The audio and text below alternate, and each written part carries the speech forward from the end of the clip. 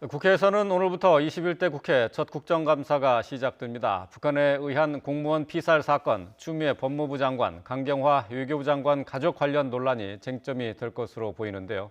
북한의 조성길 전 주 이탈리아 대사대리 망명과 관련한 질의도 있을지 주목됩니다. 국회 나가 있는 취재기자 연결합니다. 김대근 기자. 네, 국회입니다. 네, 국정감사 주요 쟁점 먼저 짚어볼까요? 네, 정부가 할 일을 제대로 하는지 살펴보는 국정감사가 오늘부터 시작됩니다. 26일까지 20일간의 열전에 돌입하는데요. 오늘은 오전 10시부터 13개 상임위가 가동되기 시작했습니다. 특히 어젯밤 북한의 조성길 전 주 이탈리아 대사대리의 망명 사실이 알려진 만큼 외교통일위원회가 주목되는데요. 1997년 황장엽 전 노동당 국제비서 이후 북한 최고위급 인사의 망명으로 정치권 관심도 높은 만큼 여야 의원들의 질의가 있을 것으로 보입니다. 다만 북한의 영국 대사관 공사 출신으로 지난 2016년 망명한 국민의힘 태영호 의원은 관련 질의를 하지 않겠다고 밝혔는데요. 태 의원은 입장문을 내고 북한에 딸을 두고 온 조 전 대사대리의 심정을 헤아려 집중 조명과 노출을 자제했으면 한다며 이같이 말했습니다.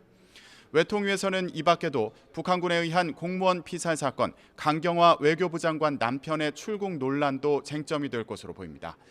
어제까지 증인 채택 문제로 여야가 대립했던 국방위는 추미애 장관 아들 의혹으로 격돌이 예상되고 보건복지위원회에서는 박능우 보건복지부 장관과 정은경 질병관리청장을 상대로 감사가 진행되는데 코로나19 방역 상황은 물론 최근 백신 상온 노출 문제도 도마에 오를 것으로 보입니다.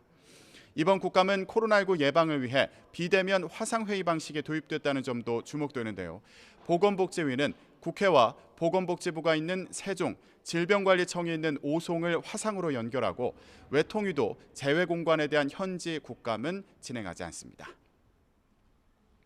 21대 국회 첫 국감을 앞둔 여야의 입장은 어떻습니까?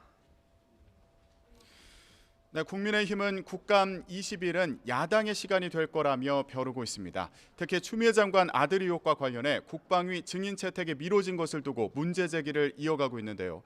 주호영 원내대표는 YTN과의 통화에서 꼭 필요한 증인을 민주당이 모두 거부하며 국감을 방해하고 있다고 비판했습니다.